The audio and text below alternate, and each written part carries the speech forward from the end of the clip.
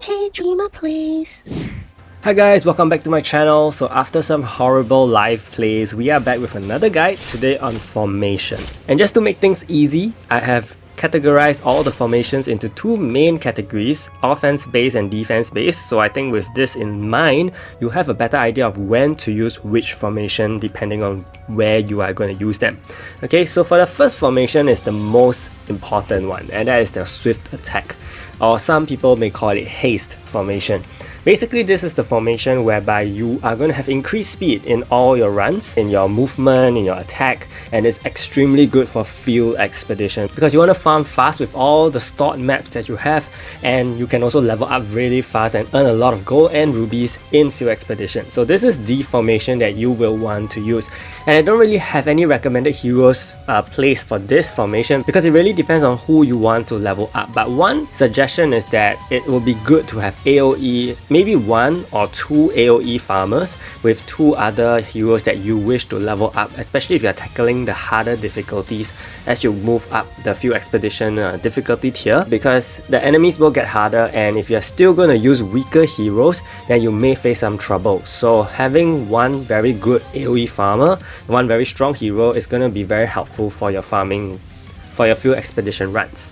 The next one is the basic formation, and this is something that we all started out with. It is actually one of the formations that have the most utility because as a new player or even a progressing player, this formation will provide the essential effects to help you in clearing your scenario, your early scenario, and even your dungeons, your raids, and celestial towers. So if you haven't unlocked any other formation, this is okay to use. But I won't suggest using your resources to level up this formation because as you move on in the game, as you progress, you will be having other kinds of formations that are much more beneficial for your strategy. Okay, but for a start, this is a pretty good formation.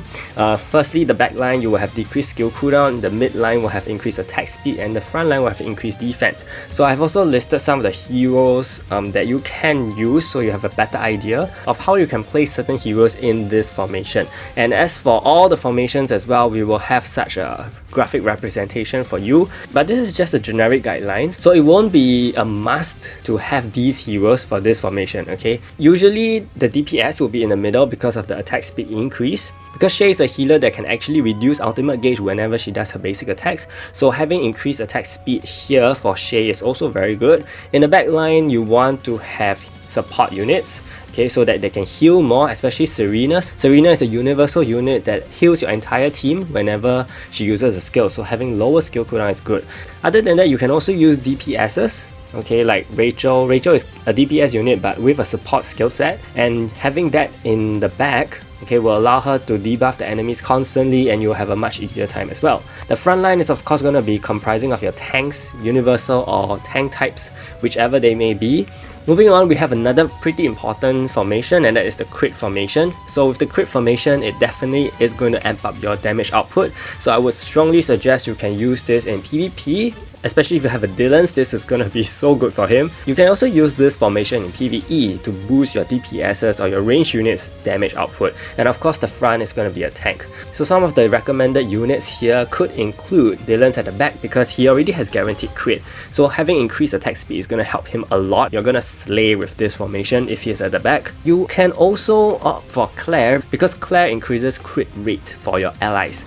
So she can be at the back to help to support the front line, the mid line the mid line comprising of your DPSs who are going to do a lot of damage with the increased crit rate and crit damage percentages. Len is a special case here which I included because Len, like Shane, is a hero that relies on crit rate. So you can actually use this formation also in your regular scenarios or raids depending on the boss, and I think with this you can have better damage output overall. The next one is the attack formation. So the attack formation is one of the more usable formations as well, mainly catered for DPS units. As you can see here, the mid line is comprising of 2 DPS units, and also with the front line as a tank and the back line with a support hero, possible support hero, since it increases given recovery rate. Given recovery rate means that the hero at the back will be providing better recovery for the entire team. So with that in mind, you can use support heroes like Shay, Karin or Serena at the back, and then for the front line you can actually use Shane. Rachel is a good one as well because she is also a DPS unit, so she will definitely benefit from the formation buff. And for the front line, definitely go with the tanks like Rudy, Gillahan, Adele, Evan or Scott, okay, whoever you can use. And of course this formation is good for PvP, your Rune Temple whereby you're gonna face Keigo, and Experience Run will be the Harpy one whereby you need focused amount of DPS, okay, near range DPS, melee attacks, so that will be really good there. It's also suitable for raid. You can actually use this for your Gigantus raid whereby you have Gillahan in the front, your Len in the middle with Rachel and Karin at the back. I think that will make a great team. And of course the typical Celestial Tower and scenario depending on who you like to use for those modes. So after having a good formation for DPS heroes, we also have formations that cater to range heroes, and that's the range formation. So the range formation is going to be one that boosts the attack and decreases the skill cooldown of range heroes, with the middle being one that increases attack speed and increased defense. So the range formation is actually pretty suitable if you like a full-on DPS setup, or you can have a support hero in the middle as well. And again, like the attack formation, it is actually something that you can use for a wide variety of modes. So some hero examples for range heroes, of course, you're going to have Cosette at the back, your Yonhee, your Luki, your Neo, okay, your Claire, your Juju. And for the front, you can actually run with Shay as a support, or you can even put in a DPS unit. It really depends on what the boss does and who you're using in the front, because if you're using a Taunter unit in the front, then your DPS could be potentially safe from a lot of damage and you can put her in the middle. But if you're not using a Taunter, maybe you would like to use a support hero in the middle, which will then lead on to the next formation I will talk about, which is the Bombardment Formation. So it is actually very similar to the range formation, except that you have a buff for support units in the middle.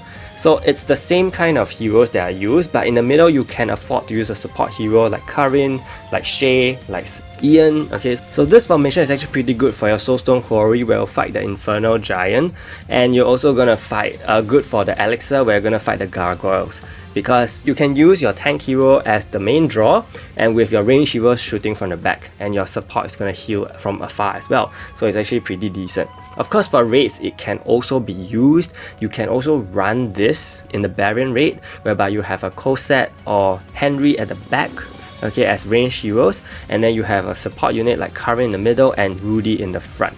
That works out really well. So I would say this is a much better formation for range heroes, unless you want to experiment with a secondary DPS in the middle, then you can go for the range formation. Then we also have formations that cater to universal heroes, and one of them is the Pincer Formation. The Pincer Formation relies on 1 range hero and 3 universal heroes, so it's pretty specific, okay? But you can actually use this formation not only in PvP but also in the Gold Vault, whereby you need concentrated attacks. So some of the universal heroes have AoE skills, so that is going to be very useful in the Gold Vault and you can utilize this. And of course your backlight could be a Yonhee, okay, and you can also use AoE universal heroes such as Spike or Eileen to complement that and use this as the Gold Vault formation. But aside from the PvE aspect, you can also use this in PvP because it's so strategic, okay, in terms of the formation buffs. So you can actually run a paralyzed concept team with this formation, whereby you use Juju at the back and you use Eileen's in the middle and Velda in the front. Okay, that works out really well as well. So these are things you can consider depending on what heroes you actually have and want to use. A second formation that caters to universal heroes is the Rush Formation. I think the Rush Formation is something similar to the earlier formations like the attack ones and the range ones, just that it is more focused on universal tanks, okay? So you still have your same DPS setup, whereby the DPS is at the back or the range hero is at the back, and you have a support role that can take the middle, and 2 tanks in the front, okay, 2 universal tanks in the front. So I think this is less used because of the way it requires 2 universal heroes in the front, and currently we may not have a lot of variety we can play with the current pool of heroes. So currently I would say this is the best for scenario. If you want to run this in PvP, you can, but hopefully you do have 2 very strong universal heroes to take all the damage in the front, okay. So with this, we are going to transit to the more defensive based formations, and the first one is of course the defensive formation, which is something that we all have as well at the start. The defensive formation is very basic, just like the basic formation. It allows you to tank more damage in terms of the way you arrange the heroes. You have a skill cooldown decrease and an attack increase in the middle and decreased damage received in the front line.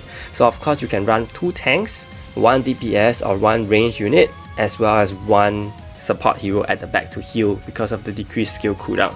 You can also run this in PvP for sure, run 2 tanks, Rudy and Evan, and then have Nestra, Shane or Dylan's in the middle and the back.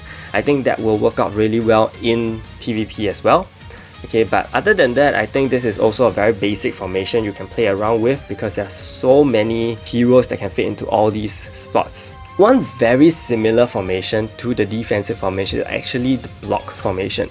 The block formation is literally the same thing, but only the frontline effect changes, whereby it increases block rate and block efficiency. So over here, you realize that I changed one of the tanks to Recluse Rudy because he is someone that also has increased block efficiency. So that is why I think he is a great unit to be put in this formation as well because of the way his passive works. And with that, pretty much nothing else is different. So you still run 2 damage dealers at the back and 2 tanks in the front. Then we have the defense formation. So this is not to be confused with the defensive formation, okay?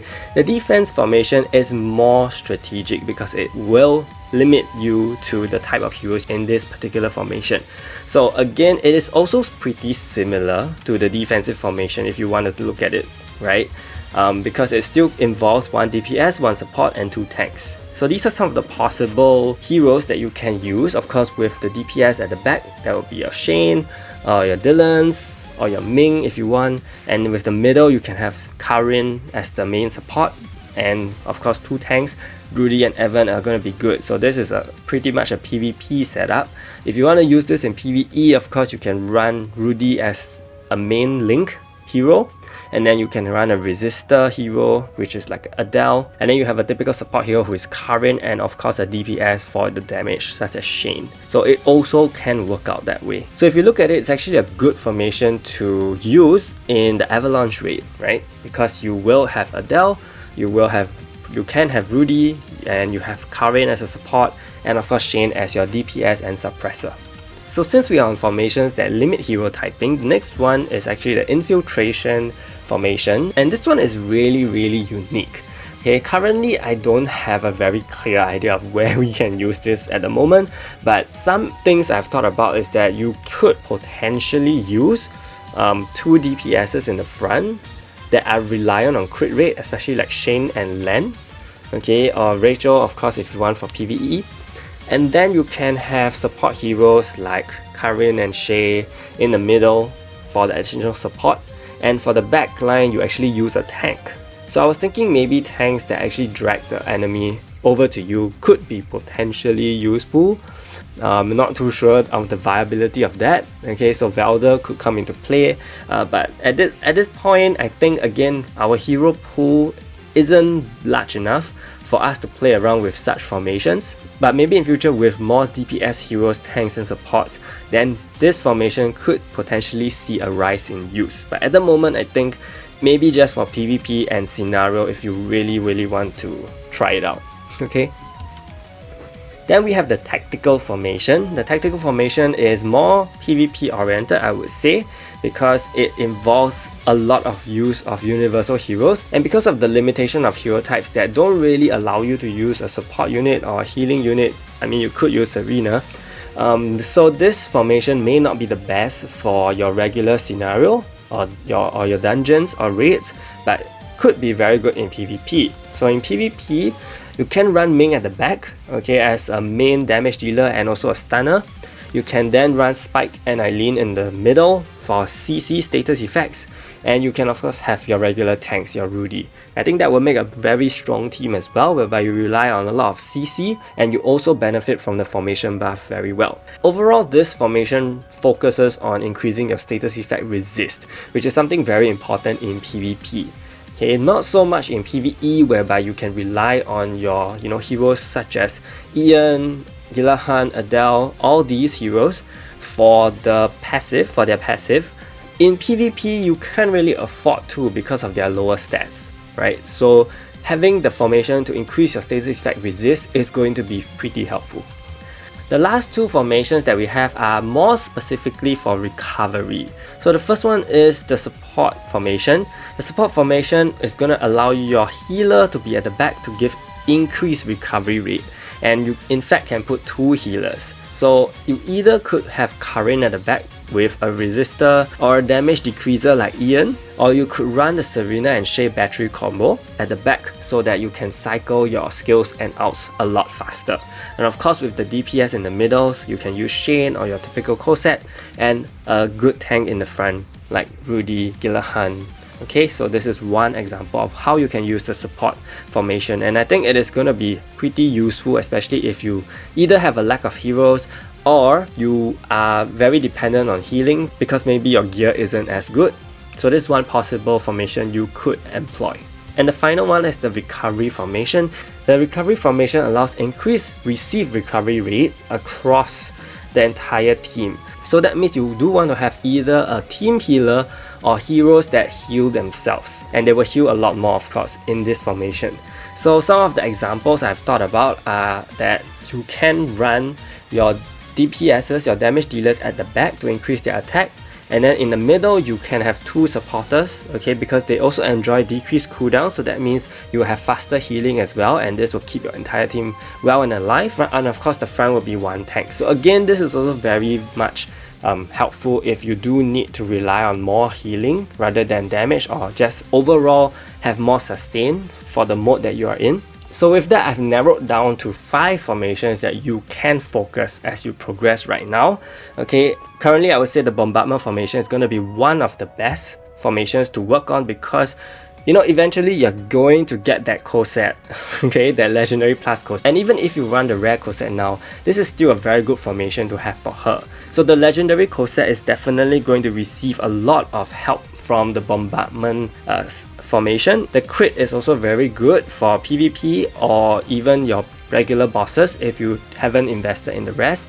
Your haste because you want faster farming, and the attack from DPS sake. Okay, and the 5th formation could be whatever you want to use for your PvP strategies, or maybe you have a specific formation that you want to rely on for a particular boss or dungeon. So that is something you can put on the list as one of those that you want to upgrade.